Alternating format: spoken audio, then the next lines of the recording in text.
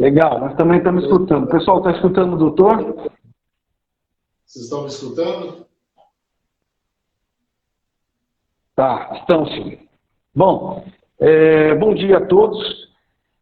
Só estamos aí, vamos resolver aí só para o doutor aparecer, né, para a gente ver a carinha do doutor aí. Mas eu quero dar aí as boas-vindas a todos vocês que estão prestigiando essa live tão importante. Agradecer ao presidente Semestre, né, que proporcionou aí essa live de instrução a todas as empresas, né? Vocês agora representam, cada um de vocês representa uma empresa. E essa live é muito importante, conversando com o Alessandro. O Alessandro deu essa ideia e de que forma que a gente poderia viabilizar esta live. E hoje a gente conseguiu, né, fazer com que essa live se tornasse a realidade que é tão importante nesse momento. Nós temos bastante demanda de dúvidas e perguntas relacionadas a este tema, e é um tema de fundamental importância para que as empresas adotem algumas medidas, né? É importante, fazendo essa introdução e agradecimento aí ao Alessandro, né, juntamente com o Sereste, né, a Clarice, está lá, todo o pessoal que está assistindo também, ao doutor Durval, pela disponibilidade desse tempo tão precioso de vir aqui e demonstrar algumas medidas que nós devemos adotar como empresa na prevenção do Covid. Então, nós vamos tratar alguns assuntos de prevenção e também como agir, né? Nós temos uma demanda assim, o que eu faço? Se a pessoa deu positivo, não deu positivo, qual deve ser a minha postura? O que a empresa deve adotar? Então, nesse início, toda essa postura que o Ministério Público, né, com a instituição, aí o Sereste, bem como a Vigilância Sanitária, vai ter algumas orientações para a gente de como as empresas devem adotar. Então, o Alessandro e o doutor Durval vai esclarecer bem esse tema. E a introdução que eu quero fazer é em relação às medidas de prevenção na empresa. É recomendado e sugerido que todas as empresas elaborem um procedimento, né? Nós temos aí uma recomendação desde o Ministério Público, temos uma recomendação do Ministério da Economia e a Secretaria do Trabalho sobre procedimento. E algumas empresas têm recebido algumas notificações orientativas, né, o NAD, que é a notificação de apresentação de documentação, onde as empresas devem informar quais são as medidas de proteção adotadas para a prevenção do Covid, bem como até mesmo nós temos o decreto municipal, que ele fala que algumas empresas, na questão de abertura, ela deve adotar. Eu só vou decorrer assim bem rapidamente, porque nós queremos ouvir bastante o Alessandro e o doutor Durval, os procedimentos. Então, nós temos alguns procedimentos que são elaborados pelas empresas, que ela tem que esclarecer quais são as medidas de controle, seja de ordem coletiva,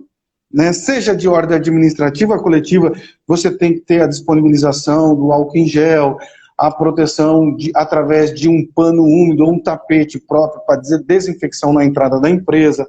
Algumas empresas eu tenho acompanhado, têm adotado um scanner de temperatura.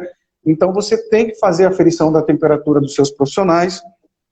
A proteção individual, que é 100% de uso enquanto nós estamos no ambiente. Então eu tenho que usar máscara e tudo mais, eu estou sempre, porque eu estou na sala sozinho aqui, né? Então tem que usar a máscaras, a proteção individual. Uma coisa interessante que nós temos que entender assim, ó, as empresas que têm área produtiva, onde ela tem o uso da máscara, do respirador, para proteção de um risco do ambiente de trabalho, vamos dar um exemplo num respirador aí, o PFF1 ou PFF2, isso continua. Por quê? Porque é o risco do ambiente. Porém, até a pessoa entrar na empresa, sair da empresa, ir para o refeitório, ir para todo lugar, ele tem que usar uma máscara aí já definida pela a Vigilância Sanitária e até mesmo a Organização Mundial da Saúde. Algumas regras gerais tem que ter nesse procedimento, né, que você tem que dar orientação, a informação para o seu funcionário sobre a obrigatoriedade do uso. Então tem que ter as regras gerais, tem que ter as recomendações de uso muito claro, através de cartazes, através de cartilhas, a advertência no caso dele não querer utilizar a máscara, a limpeza disso, como eu faço a higienização das máscaras. Então a empresa tem que dar essa orientação muito clara para os seus profissionais. E o descarte, como que eu faço? A medida preventiva, né, sobre o uso. E aí você tem aí alguns tipos de teste que o doutor e o Alessandro vai estar falando, os testes disponíveis no mercado, e também no procedimento tem que ter as medidas de identificação dos sintomas e afastamento. Como que a empresa trata em caso dos sintomáticos, do assintomático, das pessoas que estão sentindo um pouco de sintoma, e também como que eu cuido, como se eu afasto, não afasto, mantenho, não mantenho. Então isso a gente vai estar vendo isso na live. E o seu procedimento tem que estar descrito aí para para que os profissionais tenham conhecimento pleno de qual é a função da empresa e qual é a responsabilidade dela e a responsabilidade de cada profissional. E as recomendações gerais. Depois disso, você feito esse procedimento, você vai evidenciar através de foto, que vai servir para sua cartilha, foto de placa, foto de informações, foto, para que os seus profissionais tenham a ideia que a sua empresa adotou todas as medidas de prevenção contra a contaminação do Covid. Tá? Então, tudo isso nós vamos ver aqui na live. Né? E ninguém melhor do que o Durval, e ninguém melhor do que o doutor Durval, e ninguém melhor do que o Alessandro, que está super envolvido nesta área, neste tema, o Sereste totalmente envolvido nisso, e hoje ele trouxe e vai trazer as informações para que a gente possa melhorar nossa sistemática de prevenção dentro das organizações. Então, agora, nesse momento, vamos ouvir aí o Alessandro a estar fazendo suas considerações iniciais e... Bom dia, pessoal. É um prazer estar aqui batendo um papo com vocês, falar sobre esse momento complexo que é a pandemia, né, e as ações que a gente pode estar fazendo dentro do ambiente de trabalho. Algumas dúvidas vêm surgindo, né, nas empresas, de como lidar, como organizar essa situação. E então o Sereste vai se posicionar aqui com alguns pontos importantes que depois o Dr. Durval vai explicar o porquê que a gente se posiciona dessa forma. Trabalhadores sintomáticos não devem estar no ambiente de trabalho. Tá? Ele não vai estar no ambiente de trabalho porque ele necessita de uma avaliação clínica primeiro para ele poder avaliar e poder ser liberado. Mas temos que tomar muito cuidado, né, porque as pessoas entendem que ele estando sintomático, ele precisa ir diretamente na tenda, lá no pisca. Isso pode colocar essa pessoa mais em risco ainda. Porque hoje tem vários tipos de gripes, então as pessoas, vai lá na tenda, vai lá na tenda. Não, tem que ter uma calma antes de ser isso.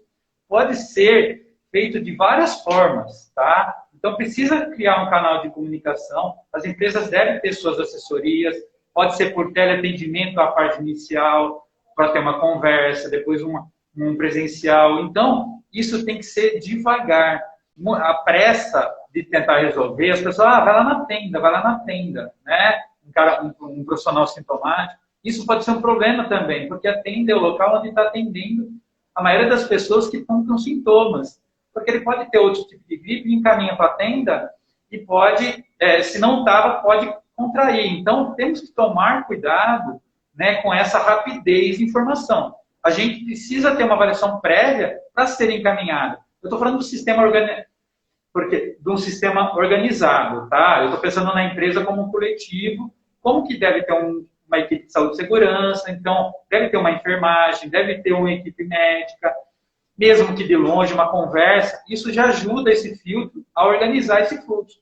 Senão acaba indo direto para a tenda e acaba complicando. É só para ajeitar e ter um diálogo entre o RH da empresa, a empresa e as empresas prestadoras de serviço. Esse é um ponto, tá? Porque todo mundo, uma análise para vocês de forma macro, tem muita gente na tenda que não precisava ir na tenda. Então, isso é uma coisa importante a gente citar. Então, isso precisa ficar muito regrado. Então, acaba acumulando muito, cavalando pessoas na tenda, e isso aumenta o nível de contágio, né? Porque é uma área, por mais que esteja ali isolado, limpo todo dia, é uma área que é complexa, então temos que tomar cuidado. Então, mas em casos onde a empresa não tem nada disso, para ir para a tenda. Casos sintomáticos, deve ir para a tenda, não tem como fazer. Essa é a primeira parte. Segunda parte, que eu tinha falado, mas eu acho que vocês não registraram, é a questão do retorno ao trabalho. O retorno ao trabalho deve ser feito com uma análise clínica médica. Então, o doutor Durval vai explicar o porquê disso, da importância disso, tá? Então, são questões aí que precisam ser esclarecidas, querido doutor. E a terceira questão, eu acho que é quando eu encontro um sintomático dentro do ambiente de trabalho, né? Seja ele PCR, teste rápido, qual é a forma, como lidar nesse contexto, né? Então, a gente está se posicionando, decorrente desse momento, as questões do identificado vai ficar afastado, acho que conforme a orientação médica, certo?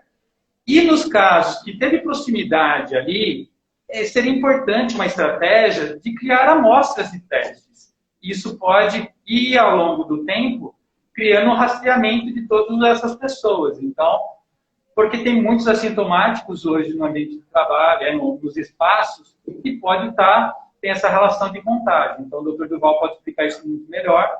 Só que precisamos pensar devagarzinho, eu acho que qualquer orientação sobre isso, a gente está de portas abertas para poder ligar, né? Eu acho que é importante essa comunicação, a ausência de pressa nesse momento de análise é muito importante, né? Que a gente pode, se a gente tiver dúvida também, a gente pode pedir a informação para quem precisa. Isso. Tem muita gente recomendando as pessoas irem na tenda pós-confirmado para fazer exame, as empresas que é um retorno ao trabalho. Existem duas questões nesse sentido, né? Tem que passar, ou pode passar por os profissionais de saúde e segurança, onde a empresa presta serviço, que tem um prestador de serviço em saúde e segurança, né, que eu acho que é uma avaliação de retorno ao trabalho, ou, caso a empresa não consiga ter isso, a orientação seria pós o tempo. Você está me escutando, Marinho? Estou escutando. Beleza, então vou continuar. Então, essa questão de retorno ao trabalho, para aqueles que não têm, a orientação para as pessoas que ficaram a quarentena, após 14 dias, pós confirmação, é passar por uma avaliação clínica, mesmo que seja um encaminhamento no PSF na sua unidade de saúde base, né?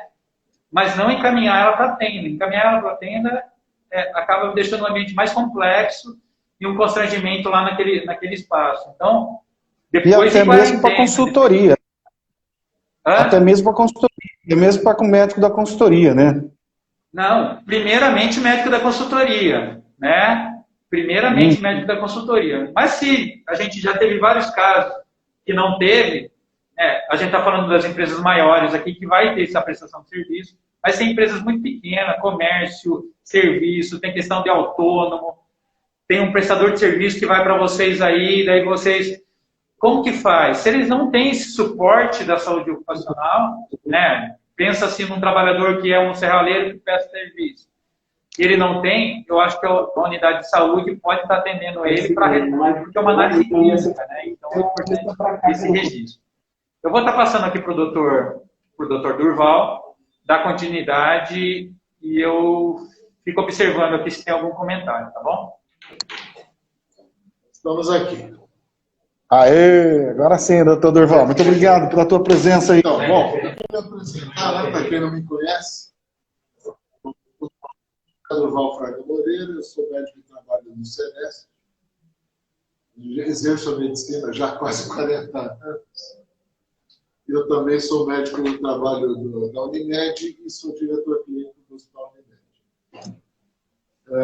Desde o início dessa doença, desde o início da nossa atual pandemia, eu tenho me aplicado ao acompanhamento de grande parte dos casos que são atendidos na Unimed, junto com autoridades da cidade na área de tecnologia, como é o caso do Dr. Hamilton Bonilha e outros médicos da Unimed que conhecem muito da doença. Eu tenho me informado bastante e acompanhando muitos casos, de modo que eu estou mais ou menos atualizado, porque o volume de crescimento que surge a cada dia é gigantesco a respeito da doença. E as mudanças de postura, as mudanças que ocorrem na forma como nós tratamos, na forma como conduzimos os casos, também ocorrem com uma velocidade grande, de modo que aquilo que nós fazemos no início da pandemia já não é mais aquilo que nós fazemos hoje. Trata-se de uma doença nova e nós estamos acumulando conhecimento e ganhando experiência na condução dela. Então, eu estava dizendo que o ambiente de trabalho é o ambiente no qual nós permanecemos a maior parte do nosso dia e que ali pode se tornar, então, um ambiente de contato com pessoas doentes. Então, nós vamos tomar bastante cuidado. Além dos cuidados gerais, que já têm sido enfatizados, lavagem da mão, passar álcool na mão, manter distanciamento das pessoas, proteção da via aérea, que é fundamental, que a principal via de transmissão é a via aérea, né? Claro, pode ser transmitido também pelo toque em objetos contaminados, mas a via aérea ainda é a mais importante. Então, nós vamos cuidar da via aérea, cuidar do distanciamento das pessoas, cuidar do tempo de permanência em ambientes fechados, tomar muito cuidado com o ambiente fechado, mal ventilado, mal iluminado. Eu pedi para você falar, por causa da máscara, um pouquinho mais lento, porque senão interfere. Eu vou falar um pouquinho mais lento. Né? A máscara, infelizmente, eu tenho que usar, porque eu estou aqui num ambiente que é fechado e junto com outras pessoas. Então, nós temos que usar a máscara. Eu estou aqui me protegendo e protegendo os outros.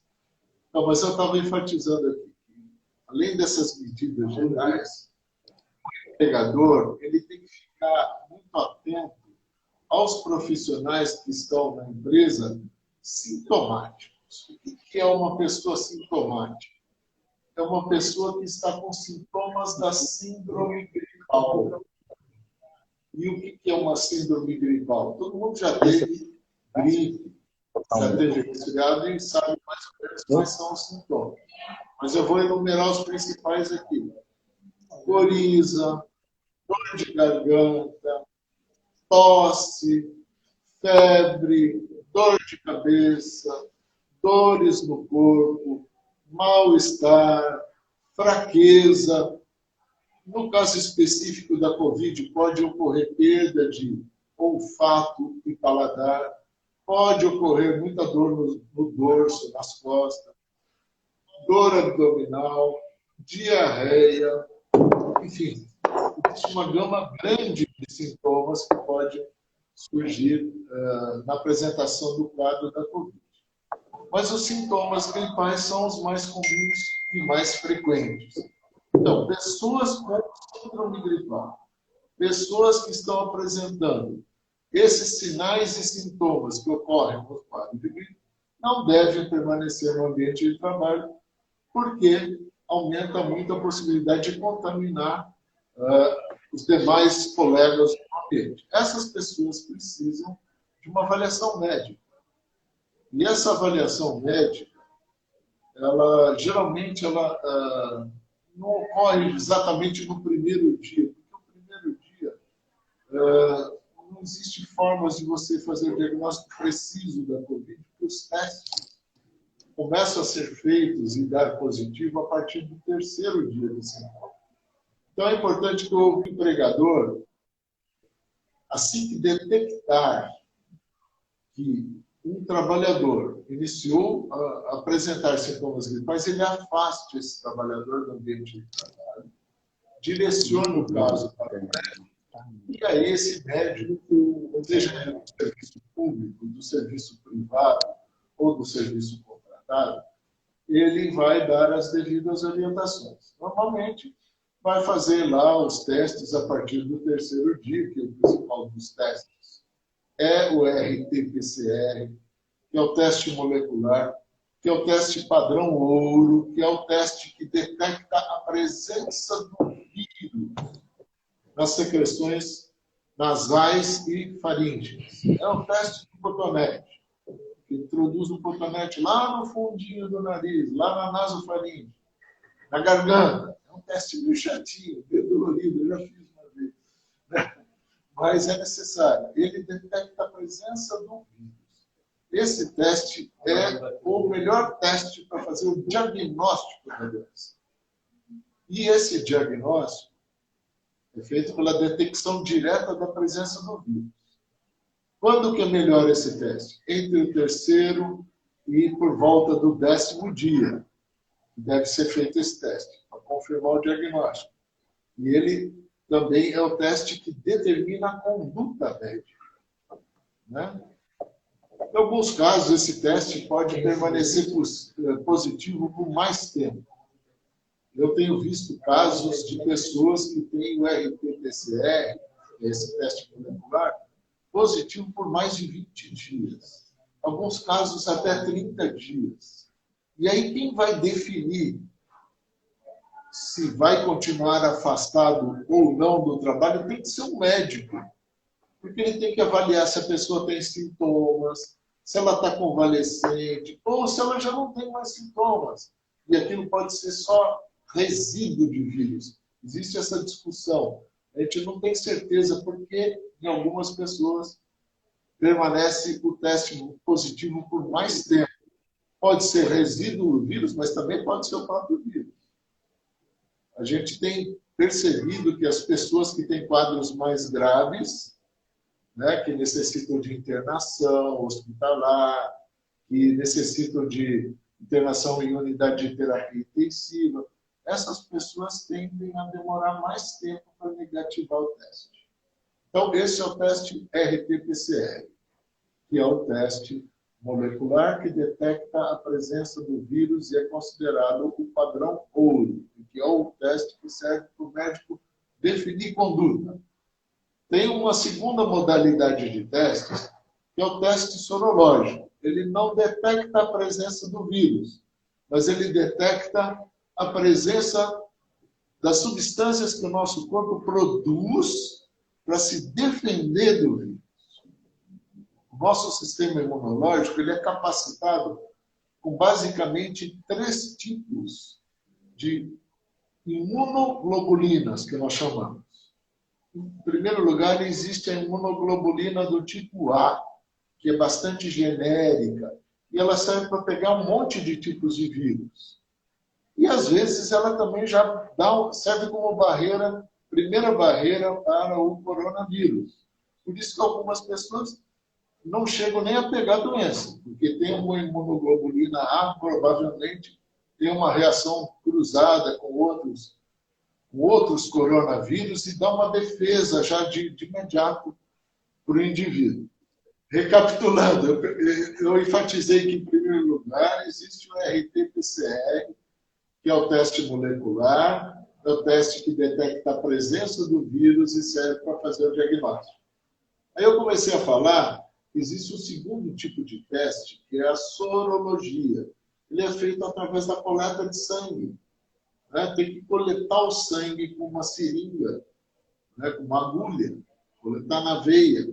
Essa amostra de sangue ela é analisada, é um teste de ELISA, e ele quantifica os tipos de imunoglobulina que nós temos na corrente sanguínea.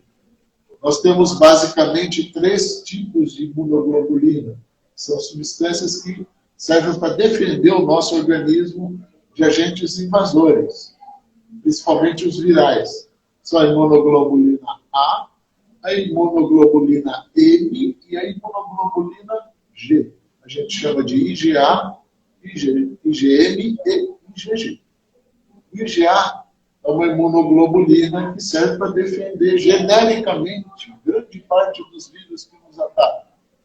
É a primeira barreira do nosso organismo. Muitas vezes o nosso corpo usa a imunoglobulina A de imediato para defender a invasão do coronavírus. Está resolvido o problema, ele não entra no nosso corpo. Se ele vencer essa barreira, aí nós ficamos doentes. Aí o nosso corpo começa a produzir uma outra imunoglobulina, que é a M. E ela detecta, então, a fase ativa da doença. Certo? Esse teste sorológico, ele quantifica quanto que nós temos de IgM na corrente sanguínea. E numa fase mais tardia, nós desenvolvemos a imunoglobulina G, que é a que vai conferir imunidade para a gente de longo prazo. Certo? Então, esse teste sorológico que é feito, que é o método ELISA, ele serve para dá uma ideia para o médico se a pessoa está na fase ativa da doença ou se ela está na fase de resolução, na fase de cura e de imunidade da doença. Mas esse teste não pode ser feito de imediato. Ele não serve para fazer o diagnóstico imediato. E existem também casos falsos negativos e casos falsos positivos. Eu, pessoalmente, já vi 2 casos em que esse teste foi negativo e a pessoa estava doente. E a pessoa tinha teste positivo para dengue. Inclusive, um desses casos passou comigo essa semana no meu consultório. A pessoa estava sendo diagnosticada de forma equivocada como sendo portadora de dengue, quando, na verdade, ela tinha coronavírus. Então, esse teste ele tem limitações e tem falhas.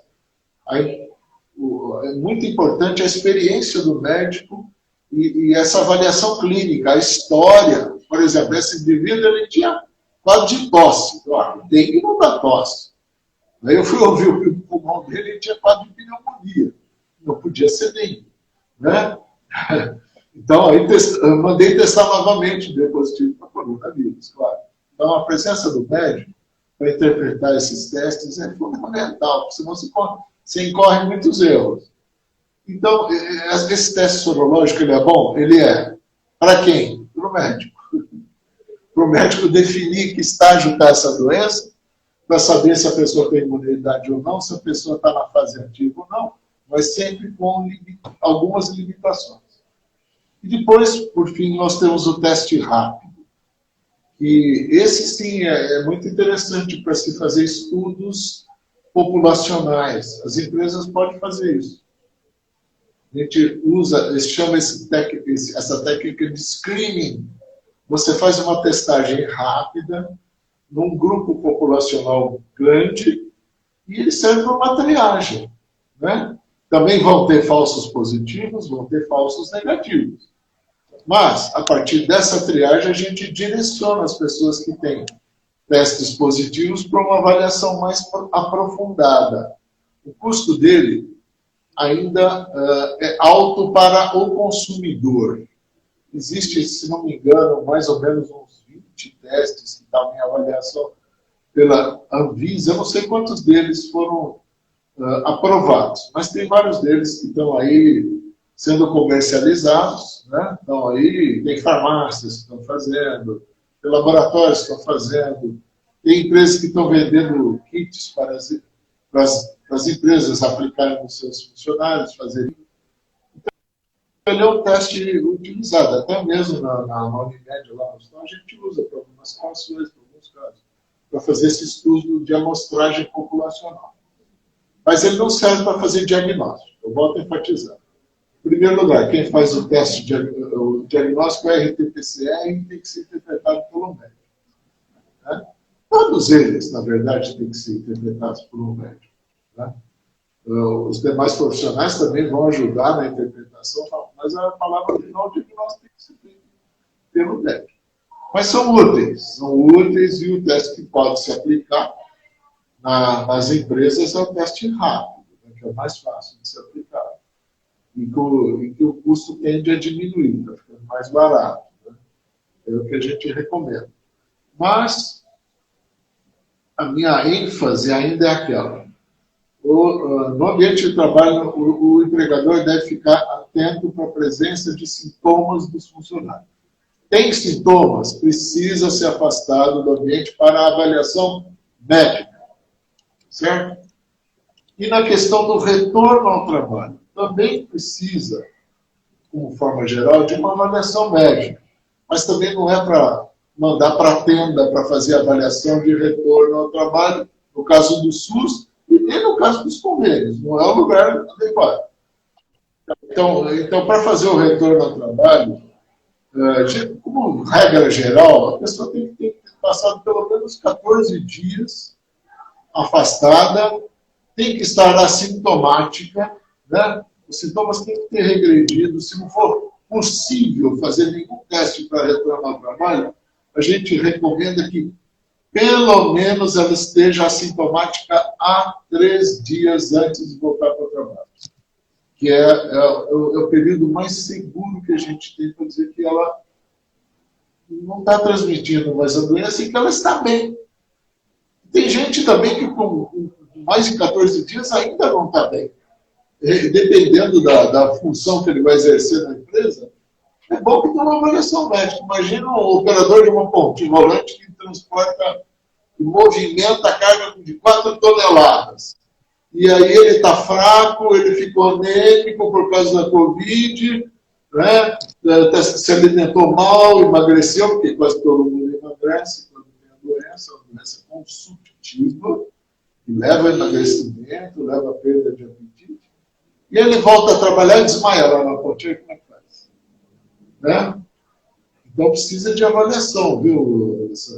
Eu tenho enfatizado isso aqui no Sereste.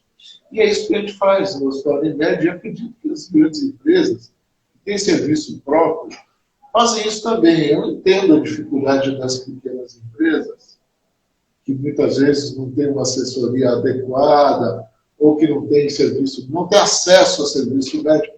Nesses casos, a gente recomenda que mande para a unidade básica de saúde. Né? Vamos fazer uma pergunta para a avaliação. Pode fazer uma pergunta para a gente antes de tomar uma decisão, um e-mail. Ou fazer também uma consulta lá para o Sereste, que é um órgão público de assessoria de defesa da saúde do trabalhador, que está lá à disposição também, para dar várias instruções. Aliás, nós temos feito muito isso. Quase todo dia, Clarice me procura, doutor Durval, o que eu faço com isso? A empresa tal está me perguntando isso, está me perguntando aquilo. E aí a gente dá a orientação. Né? Nós estamos abertos para isso. Né? Postei o e-mail aqui. Isso.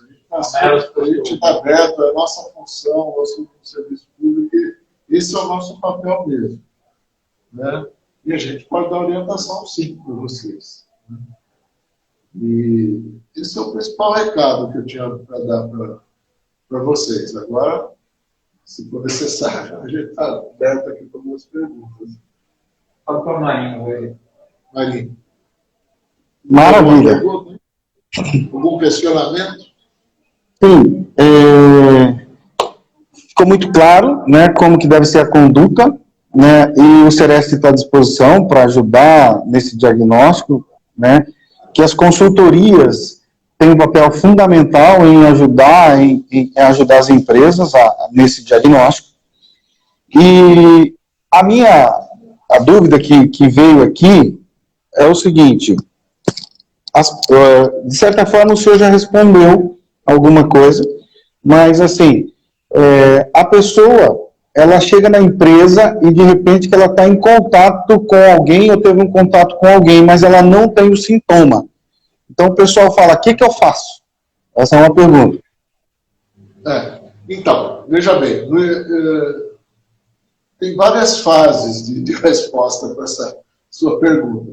No início da pandemia, quando alguém aparecia doente, se fechava um setor, se fechava uma fábrica, se adotavam medidas drásticas para evitar a disseminação da doença. Hoje, que a doença já se tornou uma pandemia e com transmissão sustentada, que a gente já não sabe mais aonde está pegando a doença, é muito difícil de se definir, de se rastrear a origem, a gente está priorizando a questão do sintomático. Se alguém, num ambiente de trabalho, desenvolveu sintomas, esse indivíduo tem que ser afastado do trabalho.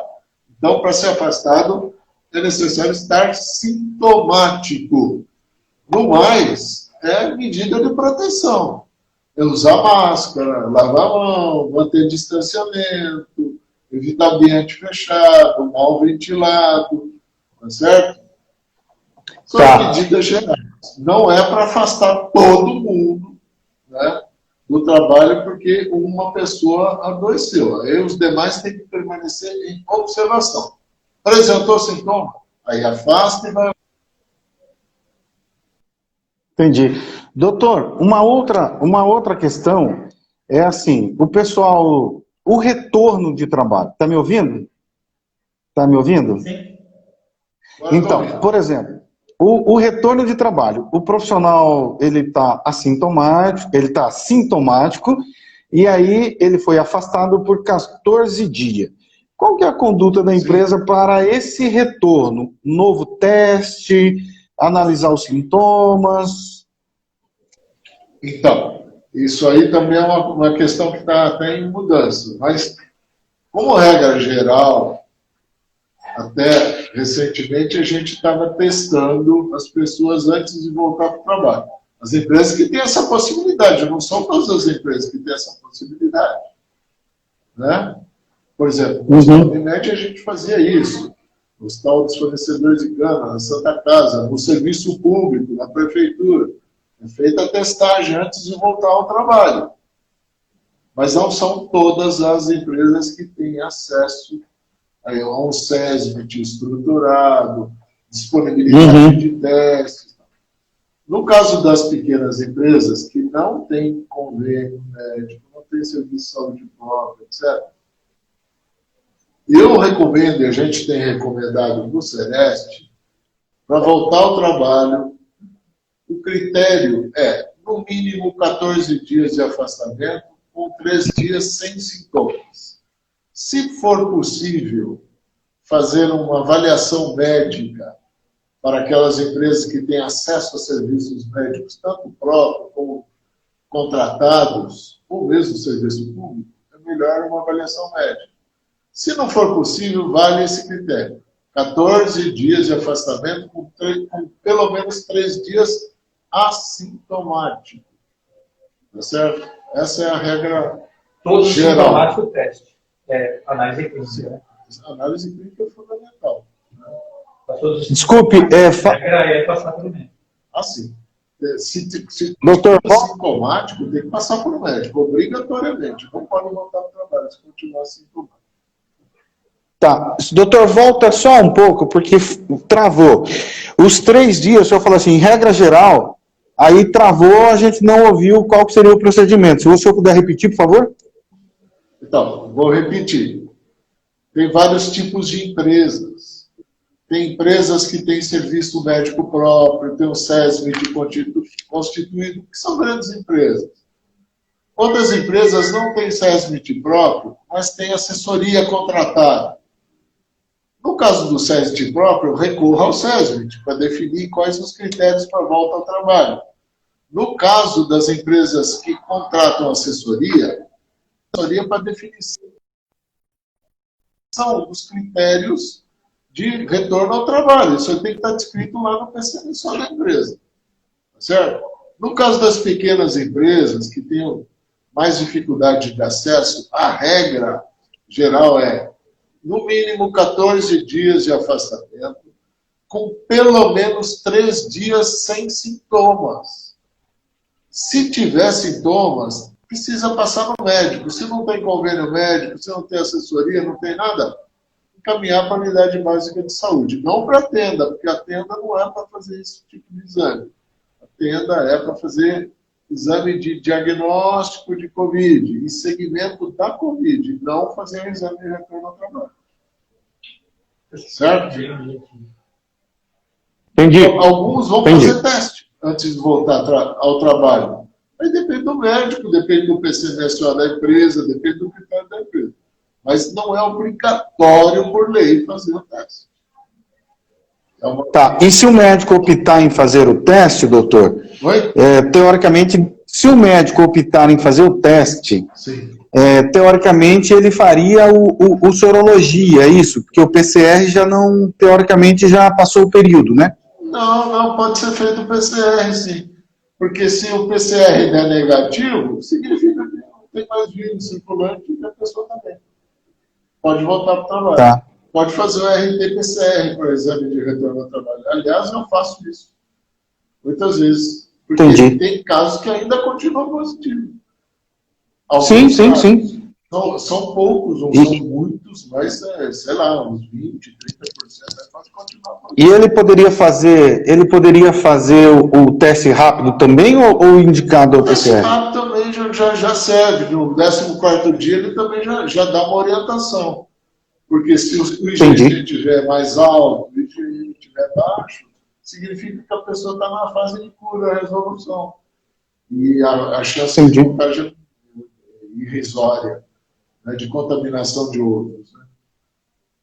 Maravilha.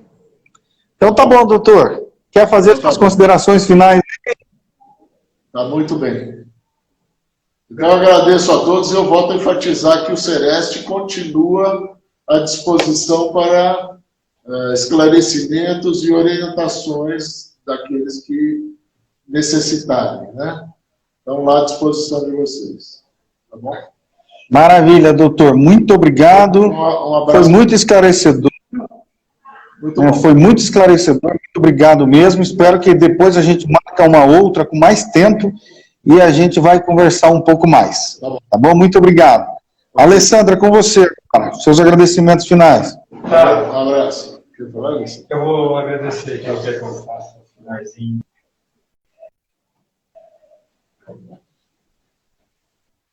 E aí, pessoal, espero que tenha já contribuído com vocês aí. O Sereste está de portas abertas, a gente postou aí o e-mail, pergunte, qualquer dúvida. Eu acho que essas dúvidas é importante até para a gente verificar, para o serviço público compreender como que as empresas estão compreendendo todo esse cenário, né? Então, essas dúvidas a gente pode criar até políticas públicas, recomendações técnicas, específicas para cada tema. Muitas normas, a gente vê muitas coisas, e isso acaba confundindo muita gente. Então, quando estiver confuso, estiver complexo, dá um oi lá, fala um oi no e-mail, eu tô com essa dúvida e pronto, a gente tenta esclarecer essa dúvida para vocês e caminhar junto nesse momento de pandemia. Bom dia, só queria agradecer a presença do Dr. Val e o Amarinho e o Cimesp nesse momento, e agradecer a todos que participaram desse evento. Legal, muito obrigado, Alessandro. Obrigado pela iniciativa. Eu creio que foi muito esclarecedor.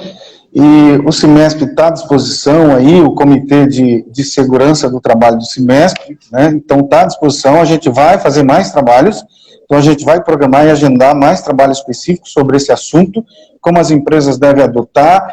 Eu peço a vocês que enviem suas dúvidas, né, através dos e-mails, que já foi postado, tanto do Sereste quanto do Cimesp. Também o meu e-mail está à disposição, a Melos também está à disposição. E agradecer aí o pessoal do Cimesp, ao presidente Euclides, muito obrigado. Também o pessoal da comunicação, a Camila, a Sandra do Cimesp, a todo o Cimesp aí, muito obrigado pelo suporte que vocês deram para que essa live fosse realizada. Obrigado a você, empresa, que nos ajudou, que participou, e qualquer dúvida nós estamos aí à disposição. E a Melos está aí à disposição, o comitê está à disposição, e o Cimesp e o Sereste também. Obrigado a todos, valeu e até a próxima. Deixa eu ir. Vamos embora, doutor, que nós não temos